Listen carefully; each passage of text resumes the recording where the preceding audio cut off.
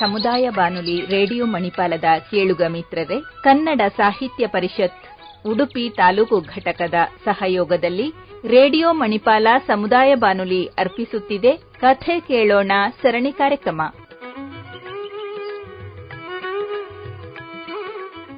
ಈ ದಿನದ ಕಥಾವಾಚಕರು ವೈದ್ಯರು ಮಾತ್ರವಲ್ಲದೆ ಸಾಹಿತ್ಯಾಸಕ್ತರೂ ಆಗಿರುವ ಡಾ ಸುಚರಿತಾ ರಾಜೇಂದ್ರ ಉದ್ಯಾವರ. ಕೇಳುಗರಿಗೆ ನಮಸ್ಕಾರ. ನಾನೀಗ ವಾಚಿಸಲಿರುವ ಕಥೆಯ ಶೀರ್ಷಿಕೆ ಸಂವೇದನೆಗಳ ಸಂಘರ್ಷದಲ್ಲಿ. ಈ ಕಥೆಯನ್ನು ನಾನು ಬರೆದದ್ದು ಸುಮಾರು 30 ವರ್ಷಗಳ ಹಿಂದೆ ಬಳ್ಳಾರಿ ಮೆಡಿಕಲ್ ಕಾಲೇಜಿನಲ್ಲಿ ಓದ್ತಾ ಇದ್ದಾಗ. ಒಂದು ಊರಿನಿಂದ ಇನ್ನೊಂದು ಊರಿಗೆ ಬಸ್ಸಿನಲ್ಲಿ ಪ್ರಯಾಣಿಸುವುದೆಂದರೆ ಅದೊಂದು ಅನೋಖ್ಯ ಅನುಭವಗಳ ಭಂಡಾರ. ಈ ಅನುಭವಗಳ ಮೂಸೆಯಲ್ಲಿ ಅರಳಿದ ಕಥೆ ಸಂವೇದನೆಗಳ ಸಂಘರ್ಷದಲ್ಲಿ. ಕತೆ ಕೇಳಿ.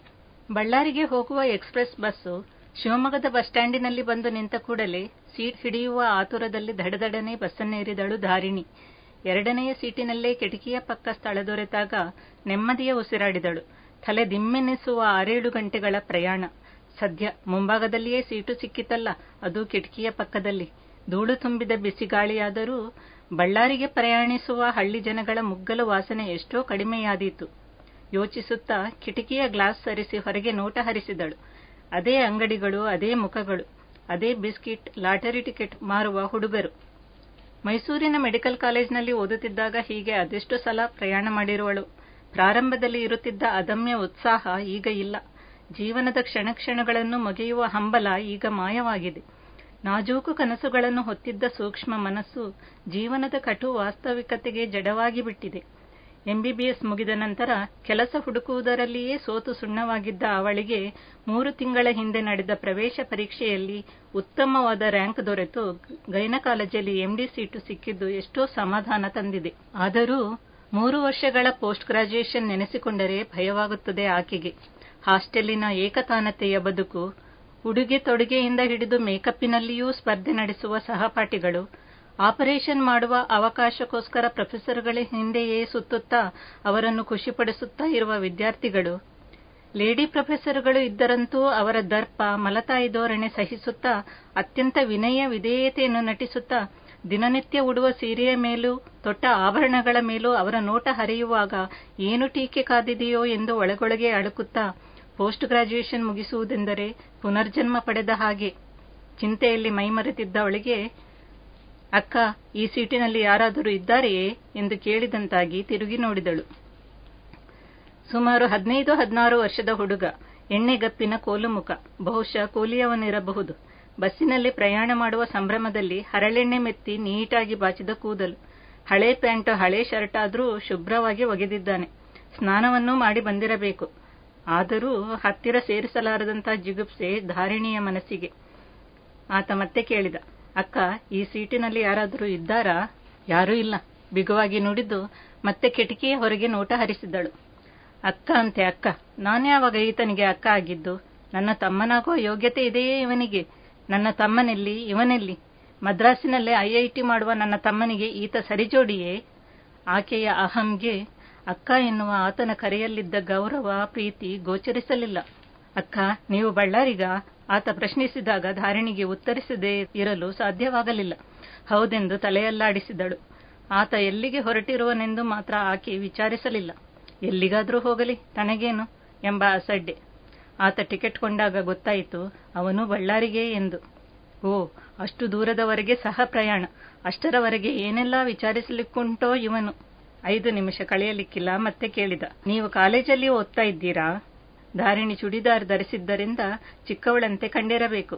ಅವನಿಗೆ ಉತ್ತರಿಸಲೇ ಅಥವಾ ಅದೆಲ್ಲ ನಿನಗೇಕೆ ಎಂದು ಗದರಿಸಲೇ ದ್ವಂದ್ವದಲ್ಲಿ ಸಿಲುಕಿದಳು. ಉತ್ತರಿಸದೇ ಇರುವುದು ಸೌಜನ್ಯ ಎನ್ನಿಸಲಿಕ್ಕಿಲ್ಲ.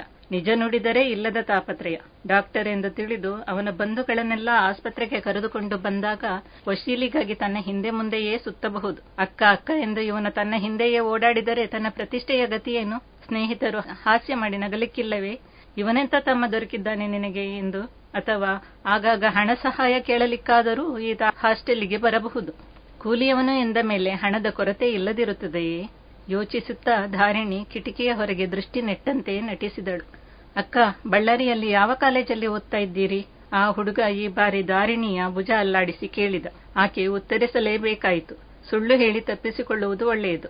ಇಂಜಿನಿಯರಿಂಗ್ ಕಾಲೇಜಲ್ಲಿ ಓದ್ತಾ ಇದ್ದೇನೆ, ತಡವರಿಸದೆ ನೋಡಿದಳು. ಹೌದಾ? ಆತ ಕಣ್ಣರಳಿಸಿದ. ಹಾಸ್ಟೆಲಿನಲ್ಲಿದ್ದೀರಾ? ಹಾಸ್ಟೆಲಿನಲ್ಲಿದ್ದು ಓದೋದಂದರೆ ತುಂಬಾ ಖರ್ಚಲ್ಲವಾ? ಎಷ್ಟು ಖರ್ಚು ಬರುತ್ತೆ? ತಿಂಗಳಿಗೆ 1,000 ರೂಪಾಯಿ ಆಗಬಹುದಾ? ದೊಡ್ಡವರಂತೆ ಕೇಳಿದ. ಪರವಾಗಿಲ್ಲವೇ ಹುಡುಗ, ಒಂದು ಮಾತಾಡಿದ್ರೆ 10 ಮಾತಾಡ್ತಾನೆ. ಮನಸ್ಸಿನೊಳಗೆ ನಕ್ಕಳು ಧಾರಿಣಿ.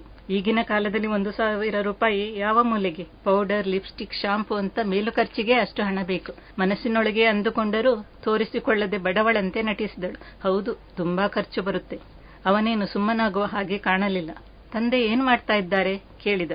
ಅಧಿಕ ಪ್ರಸಂಗಿ, ಮನದೊಳಗೆ ಬೈದುಕೊಳ್ಳುತ್ತಾ ನನಗೆ ನಿದ್ದೆ ಬರ್ತಾ ಇದೆ ಎಂದು ಸಿಡುಕುವ ದನಿಯಲ್ಲಿ ನುಡಿದು ಕಣ್ಣು ಮುಚ್ಚಿದಳು ಧಾರಿಣಿ. ಆಸ್ಪತ್ರೆಯ ಐಸಿಯುನಲ್ಲಿರುವಂಥ ಈ ಗಾಢ ಮೌನವನ್ನು ಸಹಿಸಲಾಗಲಿಲ್ಲವೇನೋ ಆ ಹುಡುಗನಿಗೆ. ಅಕ್ಕ ನೋಡಿ, ಕಬ್ಬಿನ ಗಿಡಗಳು ಎಷ್ಟು ಚೆನ್ನಾಗಿ ಹೂ ಬಿಟ್ಟಿವೆ ಎಂದು ಉತ್ಸಾಹದಿಂದ ಆಕೆಯನ್ನು ಎಚ್ಚರಿಸಿ ಮಾತಿಗೆಳಿದ. ಕಣ್ಣು ತೆರೆದು ನೋಡಿದಳು. ಬಸ್ಸು ಅದೇ ತಾನೇ ಭದ್ರಾವತಿ ದಾಟಿತ್ತು. ಯಾವುದೋ ಕಾರಣದಿಂದ ಮುಖ್ಯ ರಸ್ತೆಯನ್ನು ಬಿಟ್ಟು ಸುತ್ತು ಬಳಸಿ ಸಾಗಿತ್ತು. ಮೋಡ ಕವಿದ ವಾತಾವರಣ ಆಹ್ಲಾದಕರವಾಗಿತ್ತು. ಪ್ರಕೃತಿ ಹಸಿರಿನಿಂದ ನಳನಳಿಸುತ್ತಿದ್ದಳು. ರಸ್ತೆಯ ಅಂಚಿನಲ್ಲಿ ಹಸಿರು ರೇಷ್ಮೆ ಸೀರೆ ಹರಡಿದಂತೆ ಕಣ್ಣಿಗೆ ತಂಪೆರೆಯುವ ಭತ್ತದ ಗದ್ದೆಗಳು, ಅದರಾಚೆ ಬೂದು ಬಣ್ಣದ ಹೂ ಬಿಟ್ಟು ಮನಸ್ಸನ್ನು ಮುದಗೊಳಿಸುವ ಕಬ್ಬಿನ ಗಿಡಗಳು, ಪಕ್ಕದಲ್ಲೇ ತೋಳ ಬೀಸಿ ಕರೆಯುತ್ತಿದ್ದ ಬಾಳೆಯ ತೋಟ, ಮೃದುವಾದ ಹಾಸಿಗೆ ಹಾಸಿದಂತೆ ಉದ್ದಗಲಕ್ಕೂ ಹರಡಿದ ಬಯಲು, ಬಯಲಿಗೆ ಬೇಲಿ ಹಾಕಿದಂತೆ ಗುಡ್ಡಗಳು, ಅದರಾಚೆ ಗಗನವನ್ನು ಮುತ್ತಿಕ್ಕುವಂತೆ ಮಂಜು ಮುಸುಕಿ ಮಬ್ಬು ಮಬ್ಬಾಗಿ ಗೋಚರಿಸುವ ಬೆಟ್ಟಗಳು. ಓಹ್, ಎಂಥ ಸೌಂದರ್ಯ! ಈ ಸೌಂದರ್ಯಕ್ಕೆ ಕುರುಡಾಗಿ ಕಣ್ಣು ಮುಚ್ಚಿದ್ದನಲ್ಲವೇ ತಾನು? ಇಂಥ ಸೌಂದರ್ಯವನ್ನೆಲ್ಲ ಕಣ್ಣಿನಲ್ಲೇ ಹೀರಿಕೊಳ್ಳುವ ಹಂಬಲ, ಜೀವನದ ಸೊಬಗನ್ನೆಲ್ಲ ಸವಿಯುವ ಬಯಕೆ ಹದಿಹರೆಯದಲ್ಲಿ ತನ್ನಲ್ಲೂ ಇತ್ತಲ್ಲವೇ? ಆದರೆ ಬದುಕು ಹೀಗೇಕೆ ತನ್ನನ್ನು ಬದಲಾಯಿಸಿದೆ? ವಿದ್ಯಾರ್ಥಿ ದೆಸೆಯಲ್ಲಿ ಶರೀರವನ್ನು ಅಭ್ಯಸಿಸಲಿಕ್ಕಾಗಿ ಹೆಣಕೊಯ್ಯುವಾಗ ಇರಬೇಕಾದ ಕಠೋರತೆ, ರೋಗಿಗಳ ನರಳುವಿಕೆಗೆ ಕಿವುಡಾಗಿ ಚಿಕಿತ್ಸೆ ನೀಡುವಾಗ ಅವಶ್ಯವಿರುವ ನಿರ್ಲಿಪ್ತತೆ, ಗಟ್ಟಿಗತನ, ದಿನ ಕಳೆದಂತೆ ಹೃದಯದ ಸ್ನಿಗ್ಧ ಮಧುರ ಭಾವನೆಗಳನ್ನೆಲ್ಲ ಹಿಸುಕಿ ಹೀಗೆ ಜಡವಾಗಿಸಬೇಕೆ? ಮನವನ್ನು ಬರಡಾಗಿಸಬೇಕೆ? ಹೃದಯದ ಮೂಲೆಯಲ್ಲೆಲ್ಲೋ ಅವಿತಿದ್ದ ಕೋಮಲತೆಯನ್ನು ಪುನಶ್ಚೇತನಗೊಳಿಸಲು ಈ ಹುಡುಗನೇ ಬರಬೇಕೆ? ಅದು ಕೂಲಿಯವನೆಂದುಕೊಂಡಿದ್ದ ಹುಡುಗ. ಹಳ್ಳಿಯ ಬಡವರು, ಕೂಲಿಯ ಜನರೆಲ್ಲ ನಯ ನಾಜುಕು ತಿಳಿಯದವರು, ಒರಟು ಸ್ವಭಾವದವರೆಂದುಕೊಂಡಿದ್ದೇನಲ್ಲ. ಏಕೆ ಅವರಲ್ಲೂ ಪ್ರಕೃತಿ ಪ್ರೇಮ, ಸೌಂದರ್ಯ ಪ್ರಜ್ಞೆ ಇರಬಾರದೆ? ವಿದ್ಯಾವಂತರಲ್ಲಿ ಮಾತ್ರ ಸೂಕ್ಷ್ಮ ಹೃದಯವಿರುತ್ತದೇನೋ? ಕೂಲಿ ಮಾಡುವ ಮುಗ್ಧ ಬಾಲಕರ ಹೂವಿನ ಹೃದಯವನ್ನು ಹೊಸಕಿ ಹಾಕುವವರು ವಿದ್ಯಾವಂತರೆಂದು ಕರೆಸಿಕೊಳ್ಳುವ ಕುಲೀನರೇ ಅಲ್ಲವೇ? ಚಿಂತನೆಯಲ್ಲಿ ಮುಳುಗಿದವಳಿಗೆ ಬಸ್ಸು ಮುಂದಿನ ಊರನ್ನು ತಲುಪಿದಾಗಲೇ ಎಚ್ಚರವಾದುದು. ಒಮ್ಮೆಲೆ ಮಲೆನಾಡಿನಿಂದ ಬಯಲುಸೀಮೆಗೆ ವರ್ಗಾಯಿಸಿದಂತೆ ಧೂಳೇ ಮೈವತ್ತಂತಿದ್ದ ಊರು. ಟಾರಿಗಿಂತ ಹೆಚ್ಚಾಗಿ ಮಣ್ಣೇ ಎದ್ದು ಕಾಣುವ ರಸ್ತೆಗಳು, ಬರಿಗಾಲಲ್ಲಿ ನಡೆಯುವ ಜನ. ಧಾರಿಣಿಯ ನೋಟ ಕಿಟಕಿಯ ಹೊರಗಿದ್ದರೂ ಅವಳು ತನ್ನದೇ ಆದ ಲೋಕದಲ್ಲಿ ಕಳೆದು ಹೋಗಿದ್ದಳು. ಪೋಸ್ಟ್ ಗ್ರಾಜ್ಯುಯೇಷನ್ ಮುಗಿಸಿದ ನಂತರ ಮೊದಲಿಗೆ ಸಣ್ಣ ಕ್ಲಿನಿಕ್ ಅನ್ನು ಪ್ರಾರಂಭಿಸಬೇಕು. ಡಾಕ್ಟರ್ ಧಾರಿಣಿ MBBS MD, ಹೆರಿಗೆ ಮತ್ತು ಸ್ತ್ರೀರೋಗ ತಜ್ಞರು ಎಂದು ದಪ್ಪಾಕ್ಷರಗಳಲ್ಲಿ ಬೋರ್ಡ್ ಹಾಕಿಕೊಳ್ಳಬೇಕು. ನಂತರ 6-7 ವರ್ಷಗಳಲ್ಲಿಯೇ ಅನಾಯಾಸವಾಗಿ ಒಂದು ದೊಡ್ಡ ನರ್ಸಿಂಗ್ ಹೋಮ್ ಅನ್ನು ಕಟ್ಟಿಸಬಹುದು. ಇಲ್ಲದಿದ್ದರೆ ಮೊದಲಿಗೆ ಯಾವುದಾದರೊಂದು ಪ್ರಸಿದ್ಧ ಆಸ್ಪತ್ರೆಯಲ್ಲಿ ಕೆಲಸಕ್ಕೆ ಸೇರಿ ಸಂಬಳ ಹಾಗೂ ಗಿಂಬಳ ಎರಡನ್ನೂ ಸಂಪಾದಿಸಿ ಅನಂತರ ನರ್ಸಿಂಗ್ ಹೋಮ್ ಅನ್ನು ಕಟ್ಟಿಸಬಹುದು. ಹೀಗೆ ಸಾಗಿತ್ತು ಧಾರಿಣಿಯ ಯೋಚನಾ ಲಹರಿ. ಭವಿಷ್ಯತ್ತು ಅವಳ ಮುಂದೆ ತೆರೆದ ಪುಸ್ತಕದಂತಿತ್ತು. ಪಕ್ಕದ ಹುಡುಗ ಮಾತ್ರ ವರ್ತಮಾನದ ಸವಿಯನ್ನು ಸವಿಯುವುದರಲ್ಲಿಯೇ ಮಗ್ನನಾಗಿದ್ದ. ಭೂತಕಾಲದ ನಿರಾಶೆಯಾಗಲಿ ಭವಿಷ್ಯತ್ತಿನ ನಿರೀಕ್ಷೆಯಾಗಲಿ ಅವನನ್ನು ಕಾಡುತ್ತಿರಲಿಲ್ಲ. ಕುತೂಹಲದಿಂದ ಕಿಟಕಿಯ ಹೊರಗೆ ಇಣುಕಿ ಇಣುಕಿ ನೋಡುತ್ತಿದ್ದ. ಒಮ್ಮೆ ಧಾರಿಣಿಯ ಮುಂದಿನಿಂದ ಬಾಗಿದರೆ ಇನ್ನೊಮ್ಮೆ ಹಿಂದಿನಿಂದ ವಾಲುತ್ತಿದ್ದ. ಧಾರಿಣಿ ಅಸಹನೆಯಿಂದ ಹುಬ್ಬುಗಂಟಿಕೆ ಎನ್ನುತ್ತಿದ್ದಳು. ಇದ್ಯಾವುದನ್ನು ಗಮನಿಸದೆ ಹೊರಗಿನ ದೃಶ್ಯಾವಳಿಗಳ ಬಗ್ಗೆ ಕಾಮೆಂಟರಿ ಹೇಳುತ್ತಲೇ ಇದ್ದ. ಒಂದೆಡೆ ಪ್ರಾಥಮಿಕ ಶಾಲೆಯ ಮಕ್ಕಳು ಅಂಗಳದಲ್ಲಿ ಆಟವಾಡುತ್ತಿದ್ದರು. ಹುಡುಗ ತನ್ನಷ್ಟಕ್ಕೆ ಎಂಬಂತೆ ಗೊಣಗಿದ. ಏನು ಸ್ಕೂಲೋ ಏನೋ, ಗಂಟೆ 11 ಆದರೂ ಬೆಲ್ ಹೊಡೆಯೋದಿಲ್ಲ. ಇನ್ನು ಪಾಠ ಯಾವಾಗ ಮಾಡ್ತಾರೋ? ಹೇಳೋರು ಕೇಳೋರು ಯಾರೂ ಇಲ್ಲ ಇವರಿಗೆ. ಧಾರಿಣಿಯ ನಿಸ್ಪಂದನಕ್ಕೆ ಮತ್ತೊಂದು ಪೆಟ್ಟು ಬಿದ್ದಿತ್ತು. ಪುನಃ ಅಂತರಂಗ ಕೇಳಿದಳು ಧಾರಿಣಿ. ಜನಜೀವನಕ್ಕೆ, ಸಮಾಜದ ಆಗುಹೋಗುಗಳಿಗೆ ಸ್ಪಂದಿಸುವ ಮನಸ್ಸು ತನ್ನಲ್ಲಿ ಸತ್ತು ಹೋಗಿದೆಯೇ? MD ಮುಗಿಸಿ ನರ್ಸಿಂಗ್ ಹೋಮಿನಲ್ಲಿ ಜ್ಞಾನವನ್ನು ವ್ಯಾಪಾರದಂತೆ ಬಳಸುತ್ತಾ ಕಾರು ಬಂಗಲೆ ಕೊಂಡುಕೊಳ್ಳುವುದೇ ತನ್ನ ಪರಮೋದ್ದೇಶವಾಯಿತೇ? ತನ್ನಲ್ಲಿಲ್ಲದ ವೈಚಾರಿಕತೆ ಈ ಕೂಲಿಯವನಲ್ಲಿದೆಯಲ್ಲ. ಈತ ಓದಿದ್ದಾನೆಯೇ? ಒಬ್ಬನೇ ಬಳ್ಳಾರಿಗೆ ಏಕೆ ಹೊರಟಿದ್ದಾನೆ? ನೆಂಟರ ಮನೆಗೆ ಅಥವಾ ಕೆಲಸ ಹುಡುಕಲಿಕ್ಕೆ? ಈತ ಅನಾಥನೇ ಅಥವಾ ತಂದೆ ತಾಯಿ ಬಂಧು ಬಳಗ ಎಲ್ಲರೂ ಇರುವರು? ಪಾಪ, ಮನೆಯಲ್ಲಿ ಏನು ಕಷ್ಟವೋ ಏನು. ತಂದೆ ಹೆಳವನಿರಬಹುದೇ? ತಾಯಿ ಕಾಯಿಲೆಯಿಂದ ನರಳುತ್ತಿರಬಹುದೇ? ಅಕ್ಕನ ಮದುವೆ ಮಾಡುವ ಭಾರ ಇವನ ಹೆಗಲ ಮೇಲೆಯೇ ಇರಬಹುದೇ? ಅಥವಾ ತಮ್ಮನನ್ನು ಓದಿಸಲು ಈತ ದುಡಿಯುತ್ತಿರಬಹುದೇ? ಏನು ತೊಂದರೆಯೋ ಕೇಳಿ ತಿಳಿದುಕೊಳ್ಳಲೇ? ಧಾರಿಣಿಯ ಹೃದಯದಾಳದಲ್ಲೆಲ್ಲೋ ಮುರುಟಿ ಹೋಗಿದ್ದ ಅಂತಃಕರಣ ಜಾಗೃತವಾಗುತ್ತಿತ್ತು. ಆದರೆ ಇನ್ನೊಂದು ಮನಸ್ಸು ತಡೆಯಿತು. ಬೇಡ ಧಾರಿಣಿ, ಹೀಗೆ ಕರಗಿ ಹೋಗಬೇಡ. ಪ್ರಪಂಚದಲ್ಲಿ ಹೀಗೆ ಎಷ್ಟು ಬಡವರಿದ್ದಾರೋ ಏನೋ. ಎಲ್ಲರ ಬಗ್ಗೆ ಯೋಚಿಸುತ್ತಾ ಕುಳಿತರೆ ಆಗಬಹುದೇ? ದಿನಾ ಸಾಯುವವರಿಗೆ ಅಳುವವರು ಯಾರು? ನಿನ್ನ ಸ್ವಂತ ಬದುಕಿನ ಬಗ್ಗೆ ಯೋಚಿಸು ಸಾಕು. ಬೇರೆಯವರ ಉಸಾಬರಿ ನಿನಗೇಕೆ? ಅಡಕತ್ತೆರೆಯ ನಡುವೆ ಸಿಲುಕಿ ನರಳಿದಳು. ಎರಡನೆಯ ಮನಸ್ಸೇ ಗೆದ್ದಿತು. ಆ ಹುಡುಗನ ಬಗ್ಗೆ ಆಕೆ ವಿಚಾರಿಸಲಿಲ್ಲ. ಬಸ್ಸು ಚಿತ್ರದುರ್ಗ ತಲುಪಿದಾಗ ಊಟದ ಸಮಯವಾಗಿತ್ತು. ಪ್ರಯಾಣಿಕರೆಲ್ಲ ಬಸ್ ಸ್ಟ್ಯಾಂಡಿನ ಹೋಟೆಲಿಗೆ ಊಟಕ್ಕೆ ಹೊರಟರು. ಪಕ್ಕದ ಹುಡುಗ, ನೀವು ಊಟ ಮಾಡುವುದಿಲ್ಲವೇ ಎಂದ. ಹೋಟೆಲಿನ ಊಟ ನನಗೆ ಹಿಡಿಸೋದಿಲ್ಲ ಎಂದು ಮುಖ ಕಿವಿಚಿದಳು. ಆತ ಮರು ಮಾತಾಡದೆ ಇಳಿದು ಹೋದ. ಬರುವಾಗ ಆತನ ಕೈಯಲ್ಲಿ ಒಂದು ಸೇಬು ಹಣ್ಣಿತ್ತು. ನೀವು ಏನೂ ತಿನ್ನಲೇ ಇಲ್ಲ, ಇಗೊಳ್ಳಿ, ಇದನ್ನಾದ್ರೂ ತಿನ್ನಿ ಎಂದು ಕೊಟ್ಟ. ಕೂಲಿಯವನು ಕೊಟ್ಟದ್ದನ್ನು ತಿನ್ನುವುದೇ? ಬೇಡವೆಂದಳು. ಆತ ಒತ್ತಾಯಿಸಿದ. ನಾವು ಹಳ್ಳಿಯವರು, ಹಂಚಿ ತಿನ್ನುವವರು. ಒಬ್ಬರೇ ತಿಂದು ಗೊತ್ತಿಲ್ಲ. ಪೇಟೆಯವರಾದ್ರೆ ಬಿಡಿ, ಪಕ್ಕದ ಮನೆಯಲ್ಲಿ ಬಾಂಬ್ ಬಿದ್ದರೂ ಇಣುಕಿ ನೋಡೋದಿಲ್ಲ. ಪಾಪ, ಅವನಿಗೇನು ಗೊತ್ತು? ತನ್ನ ನಿರುದ್ದೇಶ ನೇರ ನಡೆನುಡಿ ಆಕೆಯನ್ನು ಮತ್ತೆ ಮತ್ತೆ ಘಾಸಿಗೊಳಿಸುತ್ತಿದೆ ಎಂದು ಭೂಮಿಗಿಳಿದು ಹೋದಳು ಧಾರಿಣಿ. ಆಕೆಯ ರಕ್ತದಲ್ಲಿ ಇಂಟ್ರಾವೀನಸ್ ಇಂಜೆಕ್ಷನ್ನಿನಂತೆ ಸೇರಿ ಹೋಗಿದ್ದ ಅಹಂಕಾರವೆಲ್ಲ ಸ್ವಲ್ಪ ಸ್ವಲ್ಪವಾಗಿ ಸೋರಿ ಹೋಗುತ್ತಿತ್ತು. ಮಧ್ಯಾಹ್ನದ ನಂತರ ಆತ ಚೆನ್ನಾಗಿ ನಿದ್ದೆ ಮಾಡಿದ. ನಿದ್ದೆಯಲ್ಲಿ ಒಮ್ಮೊಮ್ಮೆ ಅವನ ತಲೆ ಧಾರಿಣಿಯ ಹೆಗಲ ಮೇಲಿರುತ್ತಿತ್ತು.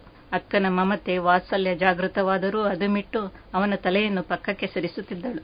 ಬಳ್ಳಾರಿಯ ಮೊದಲನೇ ಸ್ಟಾಪಿನಲ್ಲಿ ಬಸ್ಸು ನಿಂತಾಗ ಎದ್ದವನೇ, ಅಕ್ಕ, ಇದನ್ನು ಇಟ್ಟುಕೊಳ್ಳಿ, ನನ್ನ ನೆನಪಿಗೋಸ್ಕರ. ಹಾಸ್ಟೆಲಿನ ಖರ್ಚಿಗೆ ಬೇಕಾಗಬಹುದು ಎಂದು 200 ರೂಪಾಯಿಗಳನ್ನು ಧಾರಿಣಿಯ ತೊಡೆಯ ಮೇಲಿಟ್ಟು ಸರಸರನೆ ಇಳಿದು ಹೋದ. ಸ್ತಬ್ಧಳಾಗಿ ಬಾಯಿ ಬಿಟ್ಟು ನೋಡುವುದರ ಬದಲು ಇನ್ನೇನನ್ನೂ ಮಾಡಲಾಗಲಿಲ್ಲ ಧಾರಿಣಿಗೆ. ಆಕೆ ಸಂಪೂರ್ಣವಾಗಿ ಸೋತು ಹೋಗಿದ್ದಳು. ಹೀಗೇಕೆ ಮಾಡಿದನಾತ? ತನ್ನ ಬಗ್ಗೆ ಏನನ್ನೂ ತಿಳಿಸದೆ ಹೀಗೆ ಹಣವನ್ನಿಟ್ಟು ಹೊರಟು ಹೋದನಲ್ಲ. ಆ ಎಳೆಯ ಮನದಲ್ಲೇನಿತ್ತು? ತನ್ನಲ್ಲಿ ಆತನ ಒಡಹುಟ್ಟಿದ ಅಕ್ಕನನ್ನೇ ಕಂಡಿರಬಹುದೇ? ಸಾಗರದಂತೆ ವಿಶಾಲವಾದ ಮಾನವ ಪ್ರೇಮವನ್ನರಿಯದ ಬಾವಿಯ ಕಪ್ಪೆಯಾದನೇ ತಾನು. ಆ ಸರಳ ಮನಸ್ಸಿನ ನಿಸ್ಪೃಹತೆ, ಮಧುರ ಬಾಂಧವ್ಯವನ್ನರಿಯದೇ ಹೋದೆನಲ್ಲ. ವಿಷಣ್ಣಳಾಗಿ ಕಿಟಕಿಯ ಹೊರಗೆ ತಲೆ ಹಾಕಿ ಅತ್ತಿತ್ತ ಕಣ್ಣು ಹಾಯಿಸುತ್ತಾ ಅವನಿಗಾಗಿ ಹುಡುಕಾಡಿದಳು.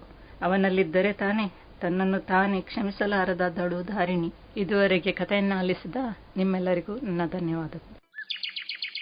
ಇದುವರೆಗೆ ವೈದ್ಯರು ಹಾಗೂ ಸಾಹಿತ್ಯಾಸಕ್ತರೂ ಆಗಿರುವ ಡಾ. ಸುಚರಿತಾ ರಾಜೇಂದ್ರ ಉದ್ಯಾವರ ಇವರ ಸ್ವರಚಿತ ಕಥೆಯನ್ನು ಕೇಳಿದ್ರಲ್ವಾ? ಕನ್ನಡ ಸಾಹಿತ್ಯ ಪರಿಷತ್ ಉಡುಪಿ ತಾಲೂಕು ಘಟಕದ ಸಹಯೋಗದಲ್ಲಿ ರೇಡಿಯೋ ಮಣಿಪಾಲ ಅರ್ಪಿಸುತ್ತಿರುವ ಕಥೆ ಕೇಳೋಣ ಸರಣಿ ಕಾರ್ಯಕ್ರಮ ಇಲ್ಲಿಗೆ ಮುಕ್ತಾಯವಾಯಿತು. ಮುಂದಿನ ಕಥೆ ಕೇಳಲು ಮತ್ತೆ ಭೇಟಿಯಾಗೋಣ.